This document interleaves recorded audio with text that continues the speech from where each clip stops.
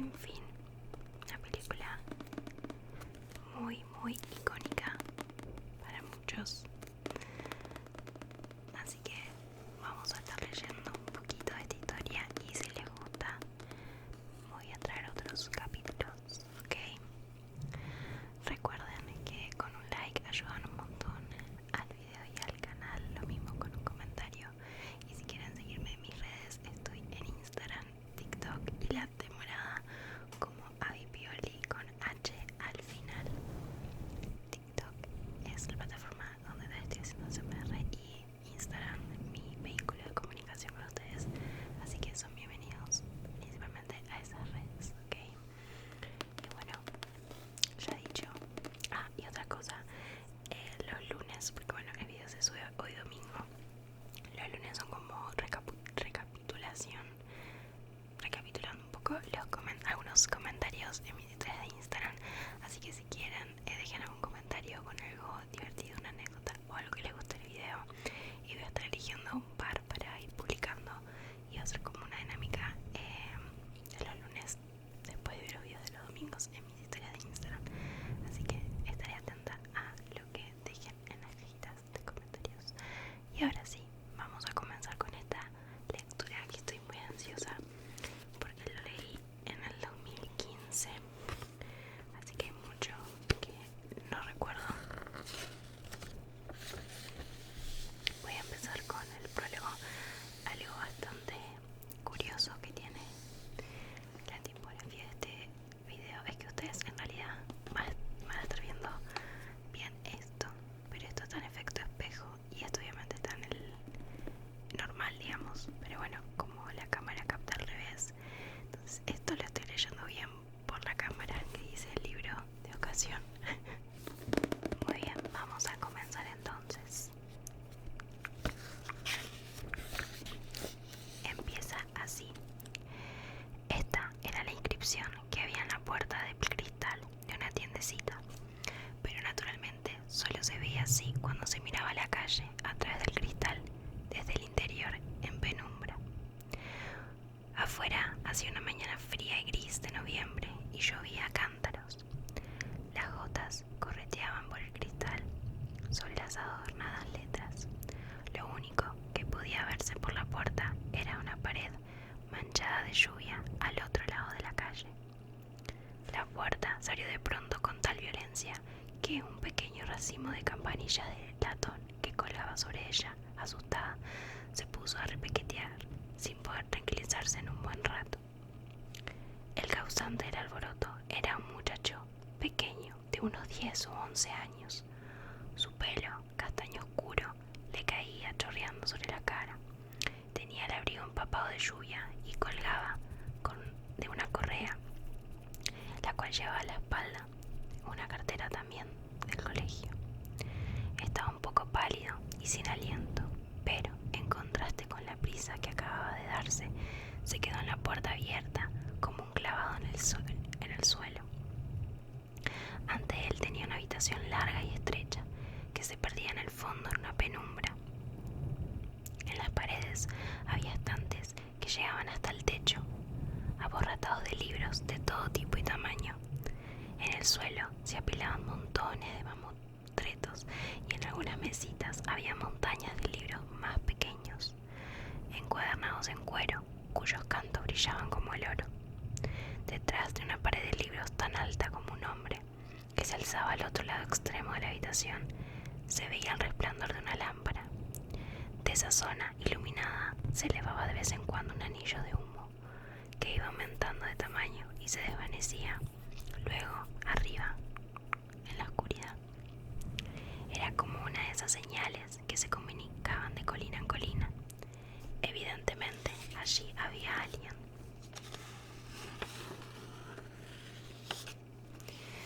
Y, en efecto, el muchacho oyó una voz bastante brusca que detrás de la pared de libros decía: «Quédese pasmado dentro o afuera, pero cierre bien la puerta que hay corriente». El muchacho obedeció, cerrando con suavidad la puerta. Luego se acercó a la pared de libros y miró con precaución al otro lado. Allí estaba sentado en un sillón de orejas de cuero desgastado. Un hombre que llevaba un traje negro arrugado que parecía usado y polvoriento. El chaleco floreado le sujetaba el vientre. El hombre tenía una cara roja que recordaba a la de un bulldog de esos que muerde. Sobre las narices llevaba unas gafas pequeñas y doradas y fumaba en una pipa curva que le colgaba de la comisura de los labios, torciéndole la boca. Sobre las rodillas tenía un libro en el que evidentemente había estado leyendo, porque al cerrarlo había dejado entre sus dedos las páginas como índice, como una señal de lectura, por así decirlo. El hombre se quitó las gafas con una mano derecha y contempló al muchacho, que estaba ante él con un ceño fruncido, lo que aumentó la impresión de que lo iba a morder. Se limitó a musitar: «Vaya por Dios». Luego volvió a su libro y siguió leyendo. El muchacho no sabía muy bien qué hacer y por eso se quedó simplemente allí, mirando al hombre con los ojos muy abiertos. Finalmente el hombre cerró el libro otra vez, dejando el dedo como índice como le había hecho anteriormente, y gruñó: «Mira, chico, yo no puedo soportar a los niños. Yo sé que está de moda hacer muchos aspavientos cuando se trata de vosotros, pero eso no reza conmigo. No me gustan los niños en absoluto. Para mí no son más que pesados que destrozan todo. Manchan los libros de mermelada y les rascan las páginas a los que les importa un pimiento que los mayores tengan también sus preocupaciones y sus problemas. Te lo digo solo para que sepas a qué atenerte. Además no tengo libros para niños y los otros no los vendo. ¿Está claro?». Todo eso le había dicho sin quitarse la pipa de la boca. Luego abrió el libro otra vez y continuó leyendo. El muchacho asintió en silencio y se dio la vuelta para marcharse, pero de algún modo le pareció que no debía aceptar sin protesta aquel sermón, y por eso se volvió otra vez y dijo en voz baja: «No todos son así». El hombre levantó despacio la vista y se quitó de nuevo las fajas. «¿Todavía estás ahí? ¿Qué hay que hacer para liberarse de ti? ¿Me lo quieres decir? ¿No era eso tan importante que me has dicho?». «No, no era importante», respondió el muchacho en voz baja todavía. «Solo que no todos los niños, como usted dice». «Vaya». El hombre enarcó las cejas, fingiendo asombro. «Entonces tú eres sin duda una excepción, ¿no?». El muchacho no supo qué responder. Solo se encogió ligeramente de hombros y volvió otra vez para irse. «Vaya educación», oyó decir a sus espaldas aquella voz refunfuñona. «Desde luego no te sobra, porque si no, te hubieras presentado por lo menos». «Me llamo Bastian», dijo el muchacho. «Bastian Baltasar Bux». «Un nombre bastante raro», gruñó el hombre, «con esas 3 P's». «Bueno, de eso no tienes la culpa. ¿Por qué no te bautizaste tú?». «Yo me llamo Karl Conrad Coroniander». «3 K's», dijo el muchacho seriamente. Refunfuñó el viejo. «Es verdad». Lanzó unas nubecitas de humo. «Bueno, da igual como nos llamemos, porque no nos vamos a ver más. Solo quisiera saber una cosa, y es por qué has entrado en mi tienda con tanta prisa». Daba la impresión de que huías de algo. «¿Es cierto?». Bastian asintió. Su cara se puso de pronto un poco más pálida y sus ojos se hicieron aún más mayores. «Probablemente habrás asaltado un banco», sugirió el señor Coriander, «o matado a alguien, o alguna de esas que hacéis ahora. Te persigue la policía, hijo». Bastian negó con la cabeza. «Vamos, habla», dijo el señor. «¿De quién huyes?». «¿Huyes?». «De los otros». «¿De qué otros?». «De los niños de mi clase». «¿Por qué?». «Porque no me dejan en paz». «¿Qué te hacen?». «Me esperan delante del colegio». «¿Y qué?». «Me llaman cosas, me dan empujones, se ríen de mí».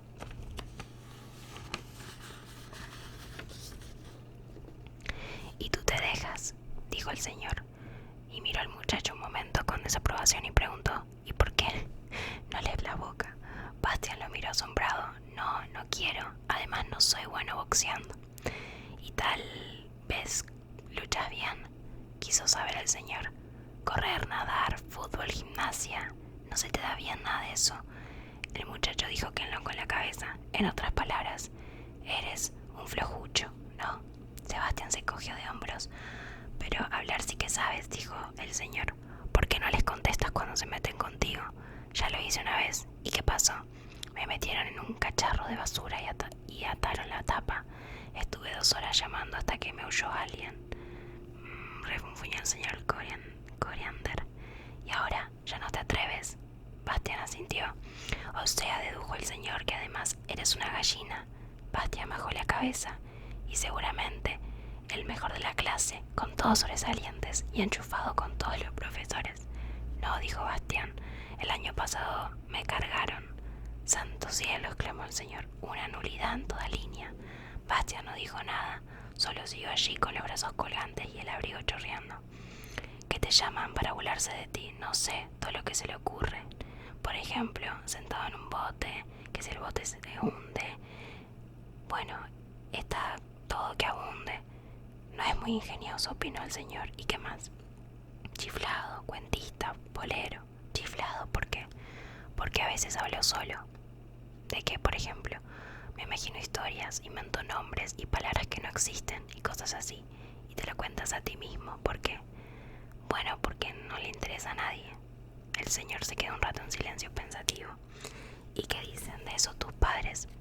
Bastián no respondió enseguida. Solo al cabo de un rato musitó. Mi padre no dice nada, nunca dice nada, le da todo igual. ¿Y tu madre? No tengo. ¿Están separados? No, mi madre ha fallecido. En aquel momento sonó el teléfono. El señor se levantó con cierto esfuerzo de su sillón y entró arrastrando los pies en una pequeña habitación que había en la parte de atrás de la tienda. Descolgó el teléfono y Bastián oyó confusamente como el señor pronunciaba su nombre. Luego la puerta del despacho se cerró y solo pudo oír un murmullo apagado. Bastián se puso en pie sin saber muy bien lo que le había pasado, ni por qué había contado y confesado todo aquello. Le molestaba que le hicieran preguntas. De repente se dio cuenta con horror de que iban a llegar tarde al colegio. Y era verdad, tenía que darse prisa, correr, pero se quedó donde estaba sin poder decirse. Algo lo detenía, no sabía qué. En el despacho seguía oyéndose la voz apagada. Fue una larga conversación telefónica. Bastián se dio cuenta, durante todo el tiempo, que había estado mirando fijamente el libro que el señor había tenido en las manos, y ahora estaba en el sillón de cuero. Era como si el libro tuviera una especie de magnetismo que le atrajera irresistiblemente. Agarró el libro y lo miró por todos lados. Las tapas eran de color cobre y brillaban al mover el libro. Al hojearlo por encima, vio el texto, que estaba impreso en 2 colores. No parecía tener ilustraciones, pero sí unas letras iniciales de capítulos grandes y hermosas. Mirando con más atención la portada, descubrió que en ella habían 2 serpientes, una clara y una oscura, que se mordían mutuamente, formando un óvalo. Y en ese óvalo, las letras caprichosas entrelazadas, estaba el título.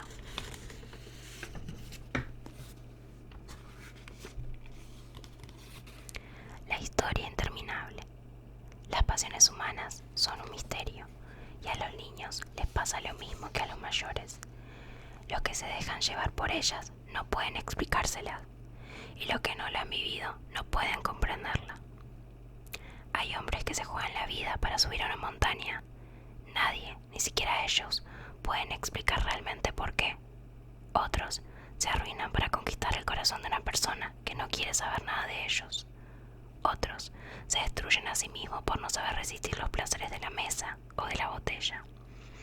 Algunos pierden cuanto tienen para ganar en un juego de azar o lo sacrifican todo en una idea fija que jamás podrán realizarse.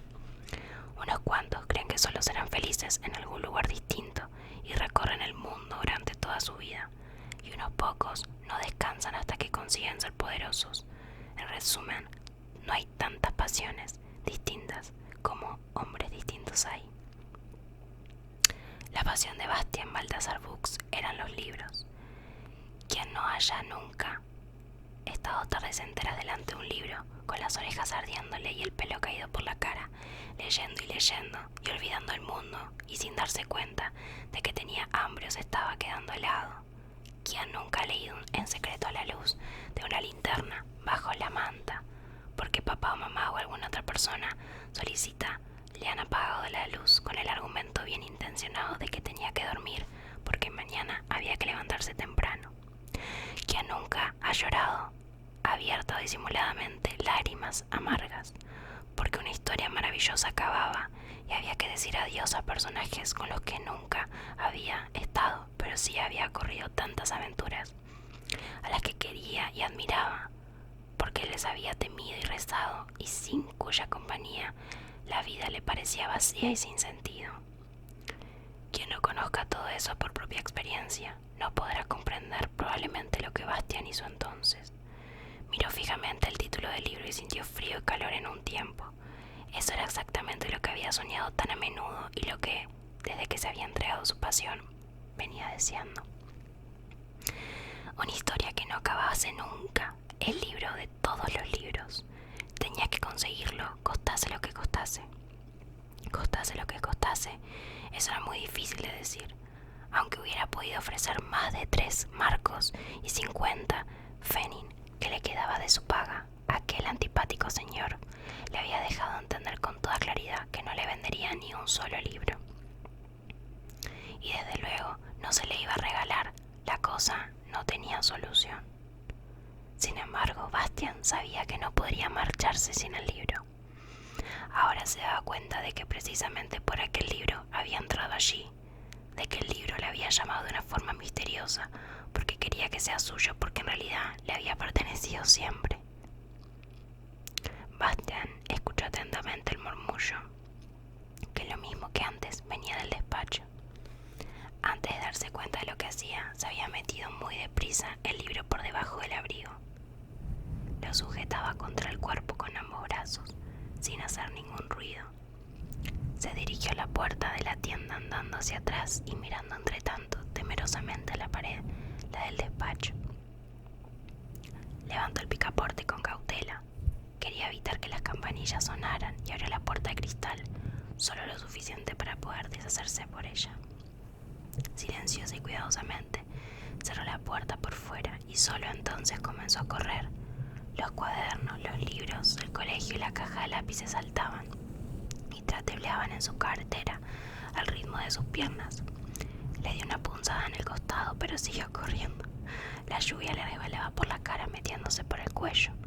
El frío y la humedad se calaban en el abrigo, pero Bastián no lo notaba. Sentía calor y no solo de correr.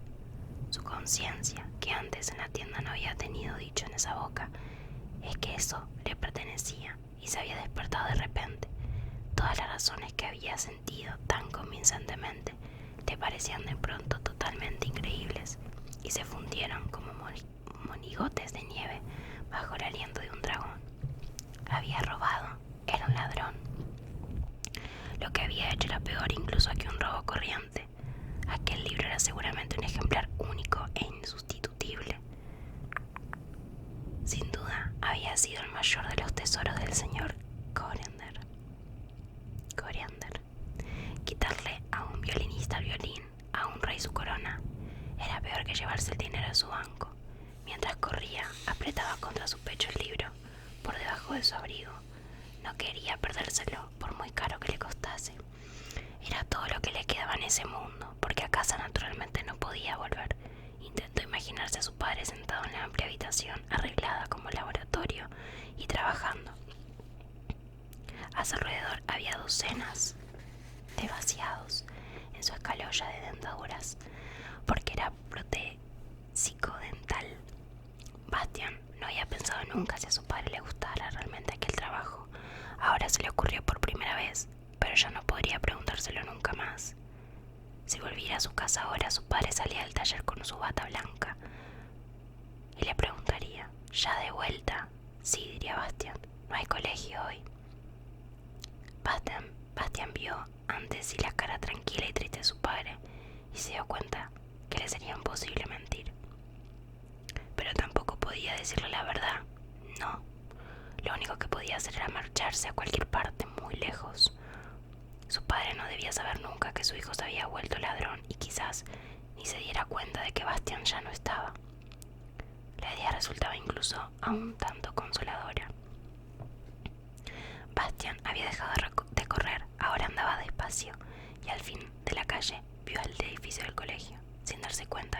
retomó su camino habitual. La calle le pareció vacía, aunque había personas allí y allá. Pero a quien llega tarde, el mundo lo rodea, le parece que va a ser un momento horrible. De todas formas, le daba miedo el colegio, el escenario de sus fracasos diarios. Le daba miedo a los profesores, que le reñían amablemente o descargaban toda sobre él la ira que cargaban. Le reñían también el miedo de los otros niños que se reían de él y no perdían la oportunidad de demostrarle lo torpe y débil que era. El colegio le había parecido siempre como una pena de prisión larguísima que duraría hasta que creciera y que él tenía que cumplir con muda resignación. Pero cuando iba ahora por sus pasillos llenos de ecos que olían a cera de piso y abrigo mojado, cuando el siniestro silencio de la casa le taponó de pronto los oídos como un trozo de algodón, finalmente estuvo delante de la puerta de su clase, pintada del mismo color, espinaca seca que las paredes. Comprendió que tampoco allí se había sentido perdido. Tenía que irse y lo mejor era hacerlo ya. ¿Pero dónde? Bastian había leído unos libros de historias de muchachos que se enrolaban en un buque y se iban a correr el mundo para hacer una fortuna. Algunos se hacían también piratas o héroes, otros volvían ricos a su patria, otros años más tarde sin que nadie sospechase quién eran. Entonces, ¿a dónde iría? De pronto se le ocurrió el lugar adecuado, el único, donde no lo encontraría. El desván era grande y olía a polvo, naftalina. No se olía ni se escuchaba ningún ruido, salvo el salvaje, suave tamborileo de la lluvia sobre las planchas de cobre del gigantesco tecado.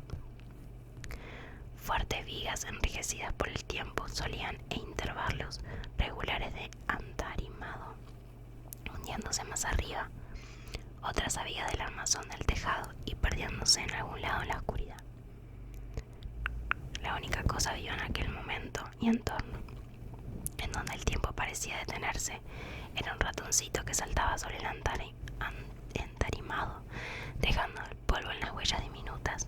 Allí donde la colita le arrastraba, quedaban de las impresiones una delgada línea. De pronto se enredó y escuchó luego. ¡Ush! Desapareció un agujero de las tablas. Se oyó el ruido de una llave en la gran cerradura. La puerta del desván se abrió despacio y rechinando, y por un instante una larga franja de luz atravesó el cuarto. Bastian se metió dentro y cerró, empujando la puerta que rechinó otra vez. Metió una gran llave en la cerradura y la hizo girar. Luego echó además el cerrojo y dio un suspiro de alivio. Ahora sí que no podrían encontrarlo, nadie lo buscaría allí. Solo muy raras veces venía alguien, y de eso estaba bastante seguro. Incluso si de casualidad quería que precisamente hoy o mañana alguien tuviera algo que hacer allí, quien fuera que fuera, la puerta estaría cerrada. Y la llave no estaría, en el caso de que a pesar de todo abrieran las puertas. Bastian tendría tiempo suficiente para esconderse entre los cachivaches. Poco a poco sus ojos se iban acostumbrando a la penumbra. Conocía el lugar. 6 meses antes, el portero del colegio le había pedido que le ayudase a transportar un gran cesto de ropa llena. Entonces Bastian había visto dónde se guardaban las llaves de la puerta en un armario que había en la pared, junto al tramo superior de la escalera.